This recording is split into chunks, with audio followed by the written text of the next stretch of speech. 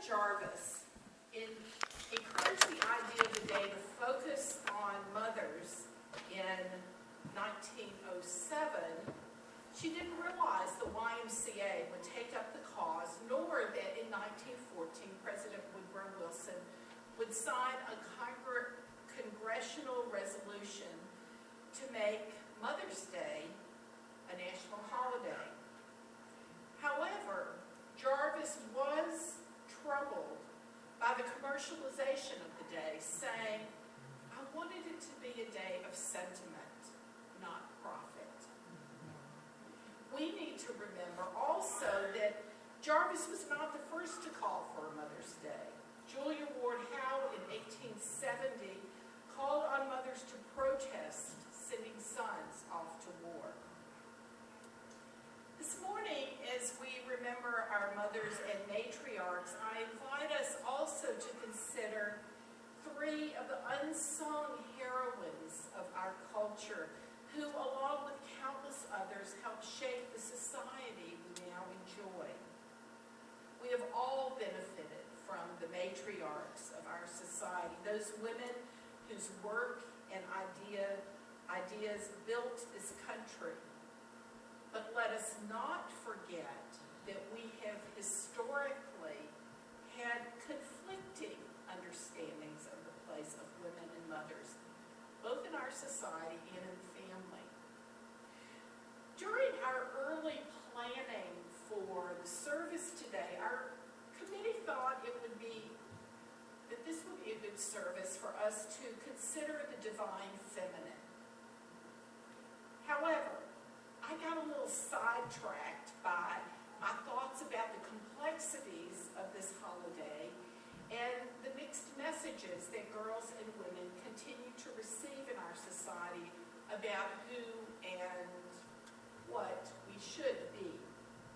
A few months ago, I came across a fascinating book called Sisters in Spirit, Haudenosaunee, Iroquois, Influence on Early American Feminists, a book by Sally Wagner. This book wove together some long-standing questions I've had about both the sacred feminine in this culture and how feminism emerged as a human rights and justice movement in the United States. And as an aside, Sally Wagner was the first woman in this country to receive a doctorate in women's studies. After 20 years of writing and research, her thoughts about the emergence of feminist issues in this country radically changed when she attended the 150th anniversary celebration of the first Seneca Falls Women's Rights Convention held in 1998. At that convention, she learned more about the history of friendships between the women who helped craft the statements of the Seneca Falls Convention and their Haudenosaunee Iroquois friends. Wagner also met descendants of the Haudenosaunee who befriended the early suffragists. While history tends to remember Susan B. Anthony as the primary figure of the suffragist movement to give women the right to vote, the three most radical voices too radical for the general public, belong to Elizabeth Cady Stanton, Matilda Gage, and Lucretia Mott. As we celebrate mothers of all kinds today, I invite us to remember these three women who lived in the 1800s, who were committed to justice, liberty, and freedom for all people, including themselves. Let us also remember and honor the nameless Haudenosaunee women who were role models for a vision of equality among all people.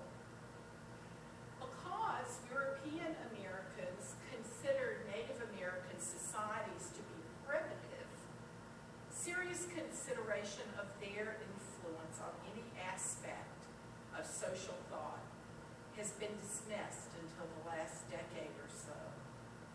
We know that radically new ideas emerge not out of thin air, but from the influences of the cultures around them.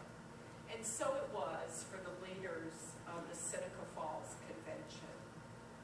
History has forgotten that in the mid-1800s, Iroquois and other First Nation peoples in New England helped influence their European American neighbors through the Native American newspapers read by the whole community. Europeans also learned from many of the Haudenosaunee. The term Iroquois was actually a name that was given to them by Europeans, not what they called themselves. But among the European Americans and the First Nations people, friendships developed. Through these cross-cultural friendships, women like Stanton, Gage, and Mott observed and learned from a society that was based on values about which the suffragists could only dream. As friendships grew between many of the two cultures, the Euro-American women learned of the shock and disdain that many Native Americans held for European American society. And I just want to read an excerpt from the introduction of the book by Jean Shenandoah, who's a leader of the Onondaga Nation. We, Haudenosaunee,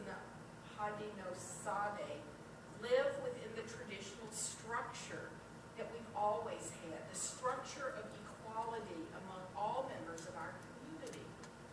Women, men, and children have equal spiritual, human, and political rights. We have equal opportunity to voice opinions or objections to any situation within our community, and we know that our voice will be heard. And so, when we met these white women so long ago, I'm sure that our women were probably shocked at the lack of human equality that these other women had to live under. And we, seeing them as equal, all women as equal, couldn't understand how not only women, but women and children were living under this totally oppressive situation. How people who had fled their homelands for exactly the same reason could appear here on our turtle island, our Mother Earth, and bring with them the exact same oppressive behaviors that they had experienced. For men to set foot on this land and say, this is mine, I want this, I'm taking this, is an example of how they are thinking. You see in the insert some of the radically different values between Euro-American society and the Haudenosaunee society. No wonder the early feminists were so inspired by the equality they found in First Nation society. Here was a society where rape did not exist, where women and children had a voice equal to that of men. Here was a matrilineal society where women were not property, but inherited land themselves and where children belonged to the mother's lineage. These were ideals that European American women could hardly imagine. So, with a vision of the society of Native peoples in their hearts and minds, these suffragists began the work to help free their sisters, just as they had worked as abolitionists. Only now they worked for the right to control one's own body, for the right to vote, for the right to equal pay for work, for the right to divorce an abusive husband. In a Haudenosaunee society, these women also found a belief in God.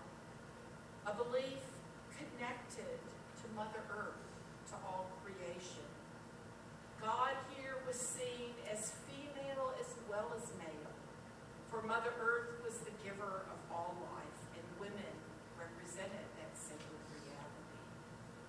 Haudenosaunee culture holds a belief in the sacred feminine, which, when we search, can actually be found in all religious traditions. We know that there's been concerted effort in some traditions, such as Western Christianity, to repress the feminine aspects of the divine, but she will not be repressed. Hence, when Kathy Crane talked to us last week about the importance of Mary among Catholics in the Philippines, we find in Mary the emergence of the sacred feminine in that culture, perhaps a connection and a reminder of pre-Christian indigenous religion. The early feminists saw this radically different way of seeing the world as sacred and embraced this new vision. When Stanton and other feminist thinkers heard the prayers of Native Americans, Stanton, unlike the Christians of her day, acknowledged the divinity of woman along with the role of women in the creation of daily life. Her writings express a sentiment somewhat similar to the Haudenosaunee Thanksgiving address. This is an ancient prayer given by Iroquois elders before and after an event of importance. An oral tradition, this prayer can take up to 4 hours to tell in its entirety. A brief, contemporary Mohawk version of the prayer shows how powerful this view of reality was for the suffragists. The prayer goes, "We give greetings and thanks to our Mother, the Earth. She gives us that which makes us strong and healthy. We are grateful that she continues to perform her duties as she was instructed. The women and Mother Earth are one, givers of life. We are her color, her flesh, and her roots. Now our minds are one." I can only imagine the earthquake that took place in the hearts and minds of these women. After working for the abolitionist movement, to themselves be denied many rights, to still be considered property along with their children, what must it have been like to walk among Haudenosaunee villages as equal people?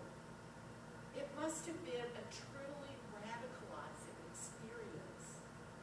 In an address to the National Council of Women in 1891, Elizabeth Cady Stanton said, "It behooves us women to question all historians who teach any philosophy that lowers the status of the mothers of the race."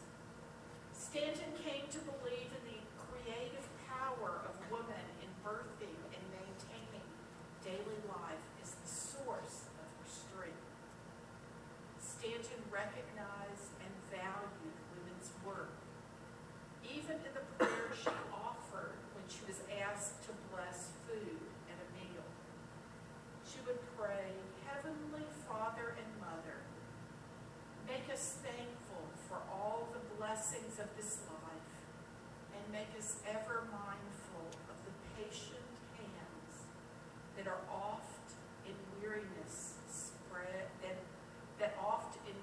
spread our tables and prepare our daily food. For humanity's sake. Amen."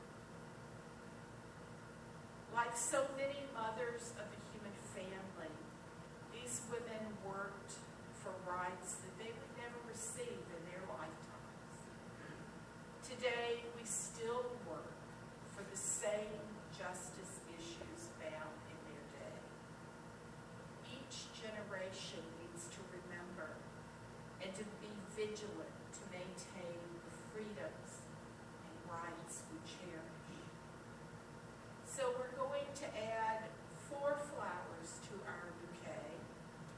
one for Elizabeth Cady Stanton, one for Lucretia Mott, one for Matilda Gage, and especially one for all the Haudenosaunee women who lived as equals so long ago.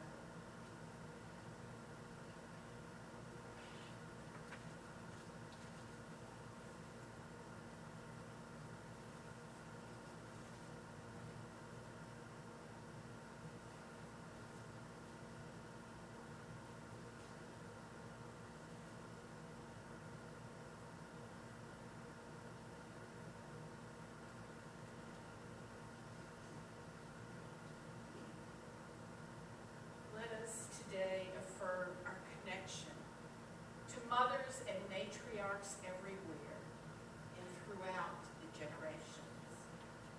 We honor and celebrate that nurturing human aspect that resides in the heart and soul of every person.